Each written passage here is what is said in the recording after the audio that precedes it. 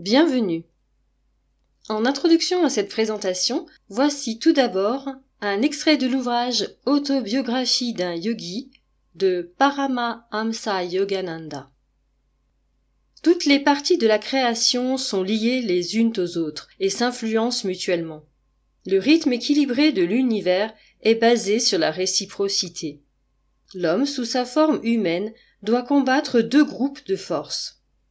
D'abord, à l'intérieur de son être, le tumulte provoqué par le mélange des éléments terre, eau, feu, air, éther. Ensuite, à l'extérieur de son être, les forces destructrices de la nature. Aussi longtemps que l'homme se débattra avec sa condition de mortel, il sera affecté par les myriades de mutations de la terre et du ciel. L'astrologie est l'étude de la réponse humaine aux stimuli planétaires. Les astres n'ont ni bienveillance ni hostilité consciente. Ils émettent simplement des radiations, positives ou négatives, et par eux-mêmes ils n'aident ni ne lèsent l'humanité, mais offrent un canal approprié pour manifester les rapports d'équilibre, de cause et d'effet que l'homme a mis en mouvement dans le passé. Le message audacieusement proclamé à travers les cieux au moment de la naissance n'a pas pour but de mettre l'accent sur le destin, le résultat d'actions bonnes ou mauvaises accomplies dans le passé, mais a pour but d'éveiller en l'homme la volonté d'échapper à la prison de l'univers. Ce qu'il a fait, il peut le défaire. Personne d'autre que lui-même n'a été l'instigateur des causes dont les effets prédominent maintenant dans sa vie. Il peut surmonter toutes ses limitations puisque c'est lui-même qui les a créées par ses actions et qu'il possède en lui des ressources spirituelles qui ne sont pas soumises à l'influence des planètes. La crainte superstitieuse de l'astrologie fait de l'homme ordinaire un automate, dépendant servilement de directives mécaniques. L'homme sage, lui, triomphe de ses planètes, c'est-à-dire de son passé. Plus l'être humain prend conscience de son unité avec l'esprit, moins il est dominé par la matière. L'âme est à jamais libre. Autobiographie d'un yogi, pages 245 à 247. On parle souvent de l'astrologie comme s'il s'agissait d'une discipline unique et unifiée.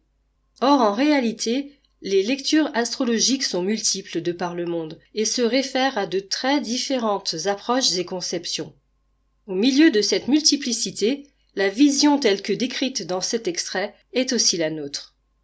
Nous prêtons attention aux astres en tant que messagers et guides, avec toujours cette question récurrente à notre esprit, en arrière-plan.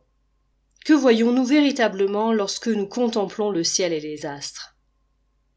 Nous resterons dans le mystère insondable de l'univers sans répondre jamais directement à cette question. Ce mystère en lui-même nous dit quelque chose.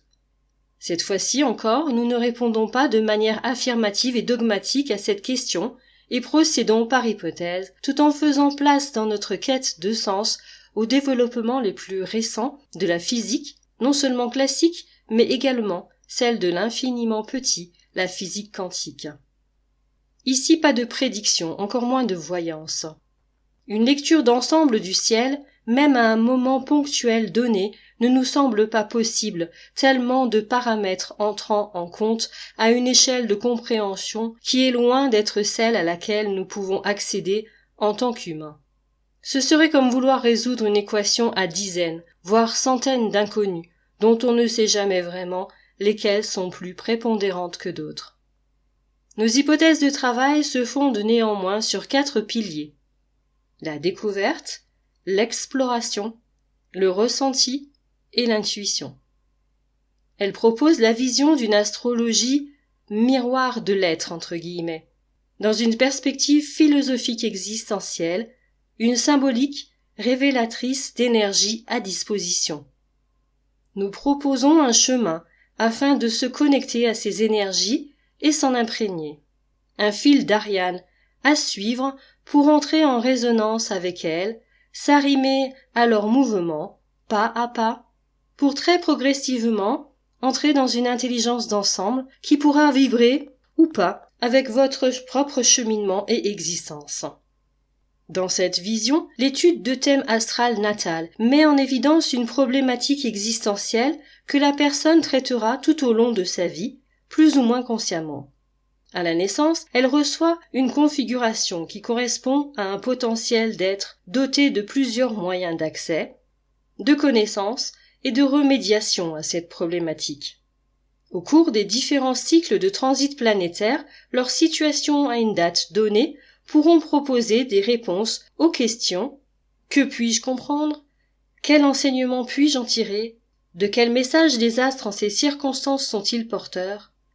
De quoi me parle-t-il » Travailler et avancer en conscience avec ces aspects tant natals que transitoires peut éclairer l'existence sous un jour nouveau et permettre une action à la fois dans la compréhension profonde du passé et une lucide construction au présent.